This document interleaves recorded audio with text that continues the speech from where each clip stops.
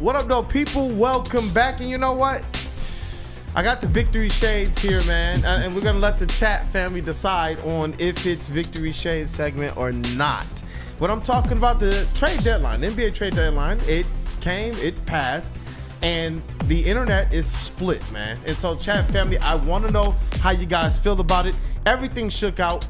I kind of wish that they had an opportunity to take a flyer on a KJ Martin, but he was packaged as a part of a deal with Josh Richardson and a 2028 second-round pick to acquire Dennis Schröder, Lindy Waters, who is from played with Cade in college, and 2 second-round picks at the trade deadline without having to give up anything except for just their cap space. That's it. So there was this aspect of what we wanted the Pistons to do as fans, go out there and get Cade the number 2, and they could have done that. But it would have cost you either a young player or it could have mortgaged years on your cap space. You know, they could have done it without giving up a young player, but now you're talking about taking on probably some pretty bad contracts that you don't really want to deal with. But for me personally, what was the baseline? We were consistent. Go and get that secondary, that backup facilitator, especially with Jaden Ivey out. We were saying this before Jaden Ivey went down. We knew that we needed one more. And I do believe that there's a lot of people who this deal helps overall, the Pistons, JB Bickerstaff. You're talking about having another facilitator out there on the court who can be another one of those coaches on the court. You look at Cade Cunningham, you know he's one of those coaches on the court. And now you have another one of those facilitators who can get you some assists, who is very heady, who really doesn't waste a lot of time. He's one of those guys that can hit you with a couple moves and get to his spots. A lot better than we've even seen from a guy like a Marcus Sasser, who I believe is still learning the NBA. But Flannel Sam, I just want your initial reaction to this trade overall and your perspective on if they improved or not. My initial reaction is that I should have seen this one coming, and I'm kind of kicking myself for not doing so. What this tells me, this getting a guy like Dennis Schröder and everything that comes along with him, is that the Pistons believe in Jaden Ivey. They are using Dennis Schröder as a potential stopgap till next year, where Dennis Schroeder's contract he will be a free agent. He's only $13 million this year. What it does is it gives Cade Cunningham that secondary facilitator and ball handler this year, a guy who, honestly, with Brooklyn, I know with Golden State he wasn't very good, but with Brooklyn he was averaging 18 points and 7 assists on 45, 39, 89 splits. This guy has played a lot of games in the NBA, has been a guy who's going to give you about 15, not the best shooter, about 5 assists, and no matter what his role in on the Pistons, whether it's in the starting lineup or probably more likely off the bench, this is exactly what they need. But it also doesn't impact anything. They got him, Lindy Waters, and 2 second-round picks for absolutely nothing. And then next year, if they just want to let it ride with Cade and Jaden Ivey, who were showing before Ivey got hurt that they were working together, you saw how well that Ivey was playing, then that's what they're going to do. If they want to re-sign Dennis Schröder, they can do that. They have a guy who can fill a lot of needs this year, but they still have so much flexibility going into the offseason. So it was the perfect move. It's the move that I never called for, but I should have all along, and I'm kicking myself for it. But there's a reason why Trajan Langdon is the GM and not old Flannel Sam. Yeah, and it's the way that he worked the cap space, including when he first initially traded for KJ Martin and stashing him in what they called effectively saying, oh, we're probably going to use one of our exceptions to be able to acquire him. And they put the deal on hold while it still allowed him to work through different things. There were so many wild reports coming in. And I sent you guys a text. We got word that it was going to be Schröder. But there was somebody who got the source first. That is Omari Sankofa of the Detroit Free Press, who was able to break that. And you know what? As soon as it hit, same thing. I was same thing. I was just sitting there and I showed you guys the text chain and everything. It's just like, you know what, man? This was a move that I didn't think they were going to be able to do. And I think that's why I didn't think of it. I thought Schröder was going to be one of those guys that was going to wind up on a championship tier contender or one of those top 4 type C contenders. I didn't think he was going to wind up on the Pistons radar at all. And that's why I believe that their market was going to be one that was reduced to realistically taking a swing or taking a shot at maybe a forward or one of the more pricier 1s or 2s out there that were available on the market. And that's where, your Levines and these types of players pop up. But this one was very savvy. the way that he utilized the cap space, the way that he got these assets together, and the Lindy Waters one, that was the guy who was holding the ball on the bench from the Warriors when Stu was trying to walk up and rip it away from him. That's Lindy Waters. So that's the last time that you guys would have seen him outside of trying to look up who he is since this trade has gone down. But overall, yeah, this is a good move. And I don't scoff at the 35% on three for Dennis Schröder either, as well as the 5 assists. I'm hoping that on this team, he doesn't feel the necessity to have to be that scorer first and can focus more on facilitating and let the offense come his way. And that's where I do believe having Sasser on, as well as Beasley, as well as hopefully Fontecchio, I'm hoping that these guys can be reliable outlets around that perimeter for him as three-point shooters. I was going to say, if I were JB Bickerstaff, and I suspect that he's going to do this, I want Dennis Schröder on the bench. I want him and Malik Beasley on that bench unit, making your bench so much stronger. And then imagine what a Dennis Schröder as a facilitator, as a much better facilitator than a Marcus Sasser, could maybe even unlock Fontecchio a little bit. Maybe you can't get much worse. Maybe get Ron Holland some more easy looks as well. Only good can happen from this because they literally gave up nothing and they basically got exactly what they needed. I'll tell you what, that winning 20 games before the end of the year is a lot more likely with Dennis Schröder than without. I will just say that. And that's one of the things that I took into consideration when I said that they would, because I figured that they would make a move like this. I didn't expect it to be this, but for flexibility, for the future of the young guys, this was the perfect move. You won't be seeing Jaden Ivey for the rest of the year unless he heals at a super fast rate. But you don't have to. You got somebody who can provide a little bit less than what he does, but just as that stopgap. Yeah, I will give that update as well. Pistons PR hit us up with the update on Jaden Ivey. He is in a walking boot. He is walking. Some of you guys might have seen some of the videos. He's walking in the pool. He's able to bear weight on that leg as well. He's going to be reevaluated in 4 weeks as he goes through now 4 weeks of rehab. So it does give him a shot. I know that there's some people that are in the camp of just rest up and come back next year, King, as we get a little bit closer to probably this Pistons team taking that next step up. When you have a player of the caliber of Cade Cunningham and the talent that we saw Jaden Ivey, and we wish him well on his rehab and recovery and hope that he comes back just the same way that we remember him. But when you have a player like Cade Cunningham and you see the growth that these young players are making under JB Bickerstaff, that's when you have the opportunity to accelerate your rebuild, the same way that we saw the Orlando Magic and the Houston Rockets and the Cleveland Cavaliers all do in recent seasons. And that's where, this move, you said it best, it allows them to be able to kind of keep that flexibility, bring somebody in who's going to absolutely play a role. He's coming in seemingly with no ego, just coming in to do the job. And that's what we've noticed. With Dennis Schröder, he's been one of those guys over the last 2-3 years of covering the Pistons that when he comes to LCA, he's been one of those guys that's hurt us. Let me just put it that way to some regard. So I'm looking forward to what this is going to be.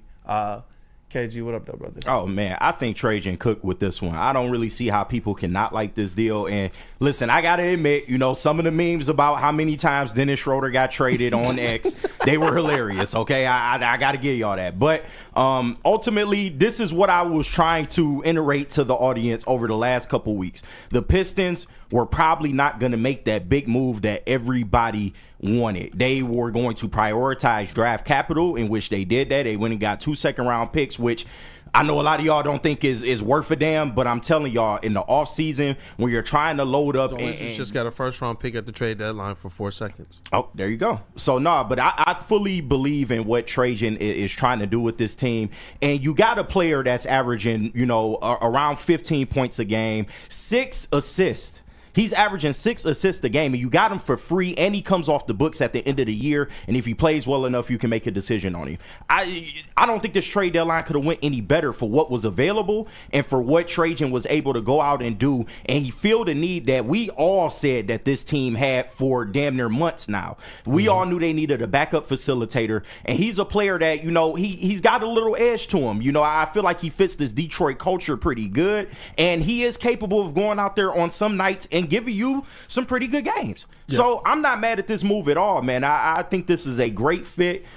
This will absolutely help them get into the playoffs, and this is going to take so much pressure off of Cade Cunningham and his usage rate, man. So because I got a question for you guys. It's interesting you just said that. Who is the Pistons' second best pick and roll guard? And this is eye test stuff to you, because when you think about it, is when you start to go, oh my gosh, when Cade don't got the ball in his hands, it's bad. Yeah, Sasser, we know he's been improving, but think about that. That's when it becomes guys like Tim Hardaway and Malik Beasley who you don't want in those situations. No, you don't. You don't. This is where like you're bringing in a guy who can actually run the pick and roll for you. You can actually do sets with Cade Cunningham off ball, which will drop his usage, allow this man to get a breather on the court as well. You know, these are the types of things that, you know, when you make a move like this, he's instantly sliding in right now, and he is your second best facilitator, your second best pick and roll guard. Yes. Like, think about that. And he can score. And he can score. He can get into the lane. Right. Like, say what you want about 35%. Is it great? No, but he can hit it. If he's open, he can hit it. That's all you can ask for. And I said at the beginning, that man, and DNCENT alluded to it in the chat as well, he was cooking in Brooklyn. He was going off. I know Steph fans don't like him right now, and rightfully so. He wasn't good in Brooklyn, but we gotta get that out of our minds. Saquon, he's on the ESPN there, right there. Dennis Schröder can play, and he's exactly what they need. And what I've noticed in these last 4 Pistons games on this homestand, in which they are 2-2, unfortunately, in the game against Dallas, one of the things, other than Ron Holland being a spark plug in the fourth quarter, that really got the Pistons to take this one home was the fact that Marcus Sasser actually made some plays, actually had a couple of floaters in the lane and had some assists.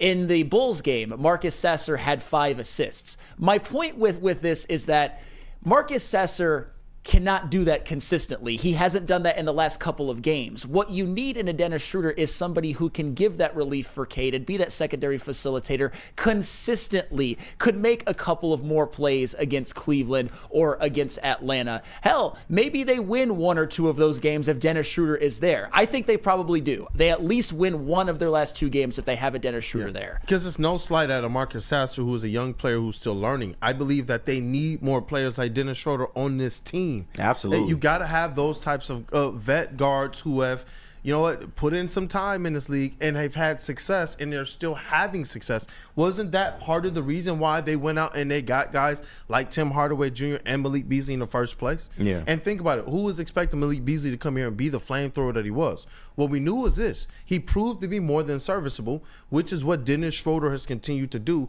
And now he's getting opportunity on his Detroit Pistons team. And, you know, he's going to say this stuff for the press. He's going to put this out there on social media. I'm coming here to help them make the playoffs. But guess what? He actually is doing that. This isn't a Pistons team that's sitting on the outside looking in. This is a Pistons team that's sitting in 7th place right now with an opportunity now to, as we talked about, hey, can they be one of those teams that's better than, can they pass this? You know what? I like the job that Miami did, but I believe that getting that second facilitator, and give it some time. Don't look for it to just pop in the first game he's there, or maybe it will. Give it some time. That second facilitator makes me a lot more comfortable in contrast to the moves that the Miami Heat made to get Wiggins. Well, yeah, the Miami Heat, as we talked about, I like the Wiggins move. I think that they're going to be a factor, at least when it comes to avoiding the play-in and making the playoffs. They're going to be battling teams like the Pistons for that. The Pistons are going to be battling teams like the Orlando Magic for that.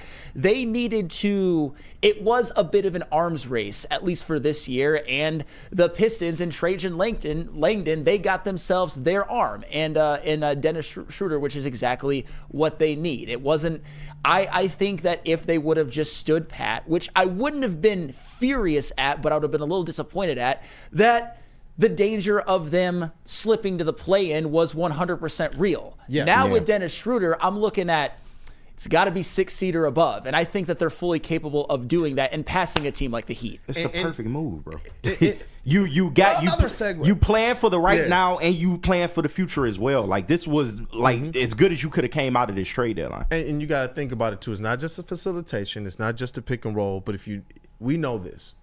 If he goes on a heater, you just let him go. And he's one of those guys that can get on those heaters. Just kind of look at his last 30, 40 games played, and you'll see, yes, there's games where it's probably sub 10. There's games where it's plus 20, getting into that 30. But a lot of those games are hitting you at about 14, 15, 16, 17, 13, which is about his average. So that's where I'm like, you know what? This is a decent move. If he's on a heater when K's sitting down, you know what? K can get a little bit more rest. And it's a situation where he's going to have space. Yeah. Because he's going to be able to play with shooters. I'm hoping that a player like Simone Fontecchio, who is still kind of coming back from that foot surgery that he had that caused him to miss some time last year, that is what I'm hearing he's been dealing with. And I'm hoping that as he gets more comfortable, gets in game shape, gets more rhythm and such, and that foot starts feeling much better, that provides another shooter. Because Simone Fontecchio being consistent. Yeah. And Schröder coming to this team could be like adding a couple new players after the All-Star break. But what did they do, though? They improved the weakest unit on this team, which was the bench unit. And now you're looking at Schröder, you're looking at, still Malik Beasley probably coming off the bench with a Ron Holland and Fontecchio. I think that's well improved over what you had so far. And then you can still utilize Marcus Sasser as a relief scorer if you need him. And I feel like he's improved in the time he was able to hold down this role. So I think it's a win-win all across the board. Yes, because you mentioned Ron Holland, whose usage rate have we seen with the ball in his hands a little too high? Yeah. Ron Holland now, but who's three-point shooting over some time now. The last 10, 15, 20 games, he's shooting 36% from behind the arc. Now if you have a facilitator, you can take the ball out of his hands and allow him to be able to attack off of the swing pass, whether it's getting your triple threat. Because we know this.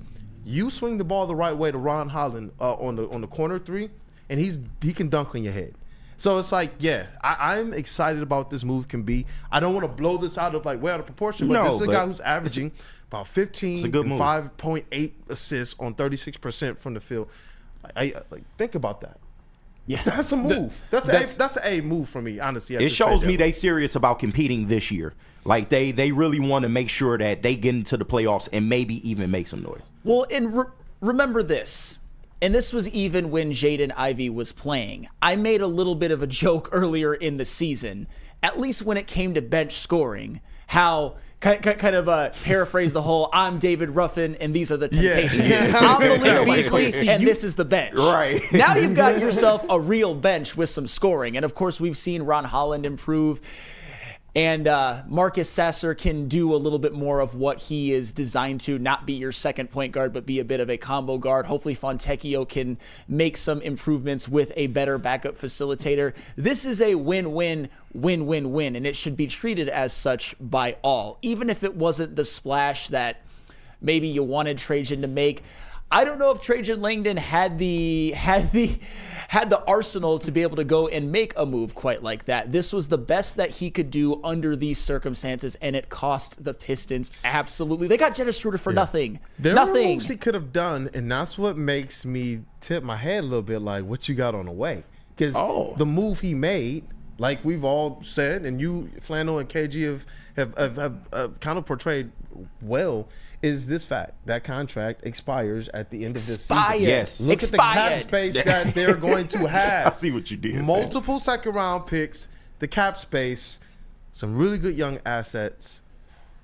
They're going to be one of the best teams to be able to facilitate or do something with come draft time and offseason. Which is why I am still kicking myself for not advocating for Dennis Schröder really at all, because obviously we know he's not a perfect player, and we know recency bias is not good in Golden State. He's had some stretches of inefficiency from the three throughout his career, but it's the fact that his contract comes off the books. They have so much cap space, the Pistons, and the flexibility is still there. Imagine Cade Cunningham with a healthy Ivy getting to maybe play a full season together for the first time ever, plus a big splash. I'm talking like maybe Eastern Conference contenders there. If he is healthy this season too, I'm telling you, this is a move that helps out Ivy as well. If Ivy does make a return for the playoffs, having a guy like Schröder, it does help. And you don't have to look far for the minutes because your rotations tighten up. When you guys say this is a playoff move, it's not just about getting there, but it's about making sure you got the horses to compete. If you match it with those Knicks, I give the Pistons a very, very good chance to make some noise in that series. And now you added Dennis Schröder in a series in which you're going to take your lineup where they're playing 8 to 10 a night, and you're only playing now 6 or 7 a night. That's where Dennis Schröder becomes very, very important. Very important. Think about if you shorten your rotation in the playoffs, and that guard was Marcus Sasser, who I believe has done better than I thought he could do as a combo guard. He's done better. He's improved. But if that was it, from both a defensive standpoint, offensive standpoint, you just wonder a little bit. Unfortunately, with Marcus Sasser, in the last 2 games, he was a bit of a liability out there as a secondary facilitator. That's why I said with the consistency, it's just not there, because I don't think that's going to be his natural position moving forward. You're right. Playoff rotations shrink for sure. Of course, yeah. And do we put any value on Dennis Schröder, adding him to Malik Beasley and Tim Hardaway Jr. and Tobias Harris, all guys who have had a plethora of playoff experience? Dennis Schroeder's played in a lot of big games too, just like those other guys. And Sasser in the second half will still have a role with this team because, like I said, you can still utilize him in small ball lineups off the bench. He is somebody that can come in and give you instant offense and energy. So, yes, will it cut into Sasser's experience? Because I see people in the chat, y'all don't care about Marcus Sasser. Yeah, we do get that, and it will probably cut into his minutes, but they'll still utilize him in a certain role. So. Yeah, I'm not calling at all for Marcus Sasser to be a guy that's cut out of a role. I wanted him to be able to have a facilitator. Y'all have heard me say this for like his entire time here. I think it's better for him to have a point guard. I think he is one of the combo guards on the shorter side that can actually get busy. But when you have to have him out there thinking about facilitating for everybody else, I don't know how that takes advantage of the fact that he can go on heaters from behind the arc. And if you are in a play and a play breaks down, so you swing the ball a couple times, he's one of those guys that will absolutely crush that. Yeah. And when you face zones, he's one of those guards that you kind of want on the wing more so than up front, right in front. Why? Because you want a point guard that has a vantage point. You want a point guard that has that natural facilitation mind. And I just trust Marcus Sasser from a catch and shoot standpoint, catching it from a Dennis Schröder, than Marcus Sasser trying to run the pick and roll and set up other people. He will learn, and now you got a guy here in Schröder who can also, in my opinion, help him. I'm hoping Schröder has that mind. Who knows what he's looking forward to in his NBA career from here, but I know that these things go a long way with at least making sure this organization F's with you. Yeah, I know he's looking for a long-term contract. Yes. I know he's thinking getting traded. But that's what I said. If he comes in and plays well for you, then the Pistons can make a decision, and you can probably get him on a cheap contract if he performs well. Yeah, I see Maurice Shaw with Schröder and Beasley coming off the bench. How does Sasser fit in? It's based on the way that they run their rotations. It's going to be some combination of really Tim Hardaway being a guy as well. It's really which one of you guys are on. And Tim Hardaway is a player that they rely on a lot, but when he's not on, it's a guy that you can see the minutes kind of go down. That's where when Marcus Sasser does get his opportunities, he has to just be on point. And now you're talking about a Marcus Sasser who I believe is going to be more efficient and have an opportunity to have even more impact at his best skills. With his usage rate going down in this position, they're not. Sasser is one of the, I would say, players in the league, and this is with respect. This is trying to help him, that needs his usage to be decreased damn near more than anybody. No disrespect. Yeah. No He's disrespect not a backup point guard right now. He's just not. But Jeez, that was a fire segment. Y'all. But do you know who never needs their? That is probably the worst transition ever. Just tell us about the big game. Do better, man. Do better. I got you. Shout out to Dennis Schröder out here getting traded like a Pokemon card. Yeah, it's pretty bad. It's terrible out here. It's pretty bad. Want to clear up a super chat before we go to break. Shout out to Randall Smalls, man. $5 super chat, 6-month checkup, cancer still in remission. Thank you guys for being here. Wow. Shout out to you, Randall Smalls, man. Big shout out, man. Big shout out. But let me tell you guys about the big game that is coming up on Sunday, because you know where you need to be. You need